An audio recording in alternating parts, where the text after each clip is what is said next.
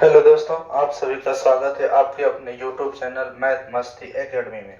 दोस्तों, मैं हूं सोनू कुमार। और जैसा कि इसके पिछले वाले वीडियो में हमने आपको क्या किए हैं, प्रतिस्थापन विधि, विलोपन विधि, ब्रज गुणन विधि से कैसे हल किया जाता है समीकरण को, और इससे दो चर वाले रैखिक समीकरण से रिलेटेड जितना भी थ्योरी है सब हमने बताने का काम किया है। ठीक है, तो ये वीडियो देखने से पहले उस वीडियो को जरूर देखें ताकि आपको थ्योरी पढ़ने के बाद इससे बनने वाले जितने सारे ऑब्जेक्टिव है उसमें आपको सहूलियत मिल सके। ठीक है, चलिए हम लोग बढ़ते हैं ऑब्जेक्टिव की तरफ, जो कि इससे बहुत सारा ऑब्जेक्टिव पूछा जाता है। हर चैप्टर से ऑब्जेक्टिव लेकर हम आ रहे हैं। देखिए, अभी 17-18 तारीख को आपका मैथ का एग्जाम है, तो आप याद रहे कि बहुत सारा ऑब्जेक्टिव, लगभग 600 से 700 ऑब्जेक्टिव हम कराने जा रहे हैं, समझे ना। इसके पहले देखिए हम करवा दिए वास्तविक संख्या, बहुपद भी करा दिए, दो चार वाले रैखिक समीकरण, फिर एपी होगा, फिर त्रिभुज होगा, इस तरह से आगे बढ़ते जाएंगे। तो देखते हैं हम लोग दो चार वाले रैखिक समीकरण में। ठीक है, रैखिक समीकरण युग में इतना इतना का बताइए हल क्या होगा। तो हल आने की क्या करेंगे, इसके गुणज कितना, एक, एकर गुणज 3, तो 1/3 हो गया। फिर एकर गुणज 2, एकर गुणज कितना, 12। ऐसी देखिए ना, अगुए वाला तो बराबर नहीं हो रहा है, तो अगुआ वाला बराबर नहीं होता, मतलब a1/a2 equal to not b1/b2। तो इसको हम लोग क्या बोलते हैं, कोई हल, यानी अद्वितीय हल। अद्वितीय मतलब दूसरा कोई ना, एक के गो, तो इसको एकल हल के नाम से भी जाना जाता है। ऑप्शन नंबर ए हमारा राइट आंसर हो जाएगा, एकल हल। क्या हो जाएगा, एकल हल। दूसरा सवाल की ओर चलते हैं। यहाँ पर दूसरा हमारा लिखा हुआ है कि यदि दो चर में दो रैखिक समीकरण के हल अनंत होते हैं तो उसका आलेख क्या होगा। मतलब अनंत हल के लिए आलेख क्या होता है, तो अनंत हल के लिए आलेख संपाती होता है। इस तरह से बताए थे, अभी थ्योरी देखिएगा जरूर। यहाँ देखो एक रेखा है, एकरे पर एक और रेखा खींचा जाएगा, तो उसको हम लोग संपाती बोलते हैं। समांतर केकरा में होता है, तो कोई हल नहीं में। किस में होता है, कोई हल नहीं में होता है समांतर। कोई हल नहीं में क्या होता है, समांतर होता है। ठीक है, कोई हल नहीं में क्या हो जाएगा, समांतर हो जाएगा। फिर उसके बाद देखिए, यानी कि समीकरण युग में इतना तथा इतना का, यानी कि क्या बोलते हैं, प्रतिच्छेदी रेखा कब करता है, जब अद्वितीय हल होता है। कब क्या होता है, अद्वितीय हल जब हो जाता है। कौन सा हल, अद्वितीय हल। अद्वितीय हल कौन सा हल, अद्वितीय हल। ठीक है, कौन सा हल हो जाएगा, अद्वितीय हल। तो प्रतिच्छेदी करती रेखा यानी कि अद्वितीय हल होगा, अद्वितीय हल। ठीक है, कौन सा हल हो जाएगा, अद्वितीय हल। फिर तीसरा करो, समीकरण युग में इतना का हल है, बताइए कौन सा हल होगा। बटे करिए, 2/4, फिर बराबर 3/6, इधर करिएगा 5/15, कट जाएगा। देखिए 2 दूना 4, 3 दूना 6, पंतिया 15, आगे वाला बराबर पीछे वाला नहीं बराबर, आगे वाला बराबर पीछे वाला नहीं बराबर, तो कौन सा हल हो जाएगा, कोई हल नहीं। आगे वाला बराबर पीछे वाला नहीं बराबर, तो कौन सा हल हो जाएगा, कोई हल नहीं। ठीक है, कौन सा हल होगा, कोई हल नहीं। रैखिक समीकरण इतना के बताइए हल है, तो आप इसको सॉल्व करिए, प्रतिस्थापन विधि, विलोपन विधि, ब्रज गुणन विधि, या तो इसे बाय ऑप्शन बनाइए। यानी बाय ऑप्शन मतलब देखिए, ये मान रखिए में कौन सा संतुष्ट कर रहा, ये मान रखेंगे कौन सा संतुष्ट कर रहा। जैसे x का मान 2 आया, 2 है, तो देखिए 2 रख देते हैं, 2×5 10 हो जाएगा, और 3 रखिएगा, 3 दूना 6, 10 और 6 16, इसको सेटिस्फाई कर दिया। अब एक सेटिस्फाई करता है कि नहीं, 2 रखेंगे, 7 दूना 14, और यहाँ 4 तिया 12। देखिए 7 दूना 14, 4 तिया 12, 14 में से 12 गया, कितना हो जाएगा, 2, यानी ऑप्शन नंबर ए। इस तरह से आप रख करके समीकरण को संतुष्ट करवाइए, नहीं तो आप हल करिए, हल करने में आपको टाइम लगेगा। इस तरह से आप चेक कर लेंगे, कोई टाइम नहीं लगेगा। ठीक है ना। अब आगे हम लोग देखते हैं किधर, 5वां नंबर की ओर। ठीक है, 5वां नंबर में देखिए क्या कर रहा है, समीकरण निकाय इतना का आलेख दो सरल रेखाएं हो, तो बताइए क्या होगा। इतना का आलेख दो सरल रेखाएं हैं जो क्या होंगे, तो देखते हैं पहले हल ही कैसन है। तो 6/3 बराबर -2/-1, अब बराबर यहाँ 9/12, तो 3 दूना 6, माइनस माइनस, ये वाला नहीं मिलेगा। देखिए कटेगा, 3 तिया 9, 3 चौका 12, नहीं मिला, ये दोनों मिल गया। देखकर मतलब अगुआ वाला बराबर रहता है, पिछुआ वाला नहीं रहता बराबर, तो उसको क्या बोलते हैं, कोई हल नहीं। अब कोई हल नहीं का ग्राफ होता है समांतर रेखा। क्या होता है, समांतर। कोई हल नहीं, इसीलिए बोले थे इसके पहले वाला वीडियो जरूर देखिएगा। ठीक है, तब बनेगा आपसे। तो यहाँ पर देखिए समांतर हल हो जाएंगे। ठीक है, कैसा हल होंगे, समांतर हल हो जाएंगे। ठीक है, अब आगे हम लोग 5 के बाद देखते हैं कितना नंबर, 6ठा नंबर सवाल की ओर देखते हैं। चलिए 6 नंबर सवाल, के किस मान के लिए समीकरण इतना तथा इतना का संपाती रेखा को प्रदर्शित करता है। तो संपाती रेखा को प्रदर्शित करता है कि संपाती है, तो संपाती कब होता है बाबू, अनंत हल में होता है। कब होता है, अनंत हल। तो अनंत हल बोले तो आप क्या समझे, अनंत हल में यानी कि तीनों बराबर, तो यहाँ पर 3 बटे, देखिए यहाँ बराबर में 6, यहाँ -1 अब बटे में कितना के, अब फिर उधरो बराबर में हो जाएगा कितना -8 अब बटे -16।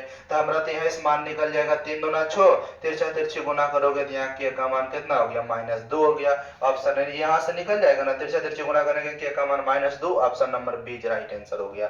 दो चर में दो एक घातीय समीकरण के ग्राफ प्रतिच्छेदी रेखा हो तो हलों की संख्या क्या होगा, यानी कि प्रतिच्छेद रेखा कब होती है, जब उसका एक हल होता है, यानी कि अद्वितीय हल। कौन सा हल, अद्वितीय हल। 8वां नंबर करा, यदि रैखिक समीकरण का युग्म असंगत हो तो बताए निरूपित करने वाली रेखा कैसी होगा, यानी असंगत हल का कंडीशन सदैव क्या होता है, इसको हम लोग कोई हल नहीं भी कहते हैं। कौन सा हल कहते हैं, कोई हल नहीं। अब कोई हल नहीं का ग्राफ क्या होता है, समांतर होता है। कोई हल नहीं का ग्राफ क्या होता है, समांतर होता है। 2 नंबर में करा, समीकरण इतना का कोई हल ना हो तो बताइए के का मान, कोई हल ना हो तो देखिए कोई हल नहीं कब होता, आगे वाला मिलेगा पीछे वाला नहीं मिलेगा। 3 बटे 6 अब बराबर यहाँ पर हो जाएगा -1 बटे -2, यहाँ हो जाएगा 5 बटे कितना के। तो ये वाला बराबर नहीं होता है, ये दोनों बराबर है तो यहाँ से गुना करोगे ना तिरछा तिरछी, तो 5 दूना कितना हो जाएगा 10, तक के इक्वल टू नॉट 10। ये वाला ऑप्शन किसमें मिल रहा है, देखिए option number C right answer हो गया। 10 नंबर, यदि समीकरण इतना तथा इतना का अद्वितीय हल हो तो बताइए के का मान, अद्वितीय हल कब होता है, 1/3 बराबर -2 बटे के, अब बराबर इधर हो जाएगा हमारा 3/1। तो बताइए अद्वितीय हल यानी आगे वाला बराबर नहीं है, तो 3 दूना 6, के equal to not -6, option number कितना बी, ऑप्शन नंबर कितना बी। और बाद देखिए कितना हमारा 11 करा, के किस मान के लिए समीकरण इतना तथा इतना अनगिनत हल है। अनगिनत हल है मतलब क्या होगा, अनगिनत अपरिमित रूप से अनेक हल कब, जब a1 बटे a2 यानी 4/2, यहाँ पर k बटे -4, कहीं से तो हमारा k का मान निकल जाएंगे, उधर कायल बढ़ेंगे हम, 2 4 4 दूना 8, k का मान -8 हो गया, option number B right answer. 12 number का सवाल अगर देखें हम तो समीकरण इतना तथा इतना के हल है, बताइए इतना तथा इतना के हल कौन सा हल है, तो आप बटे करिए ना, 1/-3 अब बराबर 2/-6 बराबर यहाँ पर देख सकते हैं 5/1। तो देखो यहाँ काटोगे तो अगुआ वाला मिल जाएगा, पिछुआ वाला नहीं मिलेगा, पिछुआ वाला नहीं मिलेगा तो कोई हल नहीं हो गया। कौन सा हल हो गया, कोई हल नहीं। नेक्स्ट पेज की ओर चलते हैं, 13वां नंबर सवाल। ठीक है, कितना नंबर, 13वां नंबर सवाल। इसको आज खत्म ही कर देते हैं हम, बाकी फिर नेक्स्ट वीडियो में मिलेंगे आपको। द्विघात समीकरण देखिए यहाँ शुरू होगा। 13 नंबर का देखिए, यदि समीकरण इतना था इतना के कोई हल ना हो तो बताइए कोई हल नहीं होगा तो इसका मतलब हो जाएगा कितना, k/6, अगुआ वाला बराबर पिछुआ वाला नहीं बराबर, 5 कितना 2, अब फिर यहाँ इक्वल टू नॉट 2/7, यहाँ से करिए ना, 2 तिया 6 अब 5 तिया 15, के का मान कितना हो गया -15, option number D right answer. 14 number में कह रहा है कि रैखिक समीकरण इतना आता है इतना बराबर 0 है, तो बताइए क्या होगा, यानी कि यहाँ से हमारा हो जाएगा बटे करिएगा तो 1/2 और बाकी यहाँ पर 1/2 हो गया, फिर यहाँ पर 3/-5 हो गया, और फिर बराबर यहाँ -4/1 होता है। तो देखो आगे वाला बराबर नहीं है, अद्वितीय हल, अद्वितीय हल को हम लोग क्या बोलते हैं, यानी विरोधी हल बोलते हैं। क्या बोलते हैं, विरोधी हल बोलते हैं। ठीक है, युग्म समीकरण इतना का हल क्या होगा, युग्म समीकरण इतना का हल क्या होगा बोलिए। यहाँ देखिए 2/12 तो 1/6 हो जाएगा, और 4/6 करिएगा तो 2/3 हो जाएगा। अब वे वाला नहीं मिला तो अगुआ वाला नहीं मिला तो क्या बोलेंगे, एक हल होगा, एक क्या होगा, एक हल।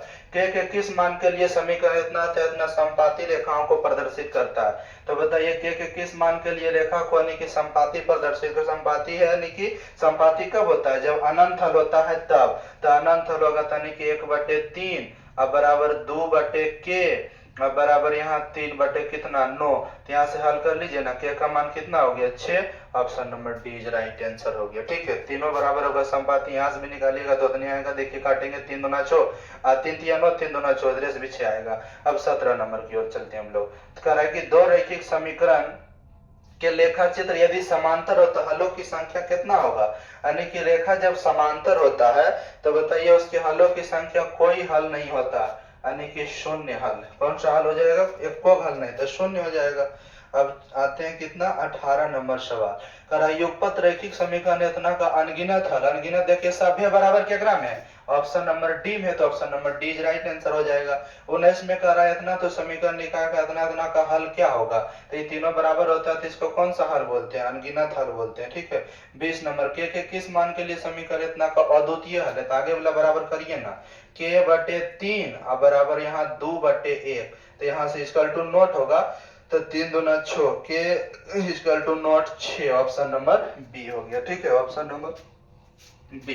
फिर इधर हम लोग देख लेते हैं, 2-3 सवाल इधर भी होगा, यानी कि बस लास्ट था, मिल गया। ठीक है, इतना ही सवाल था, यानी कि आपका कितना 20 गो ऑब्जेक्टिव था।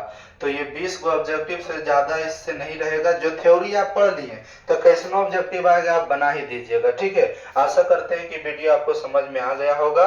मिलते हैं नेक्स्ट वीडियो में। जय हिंद।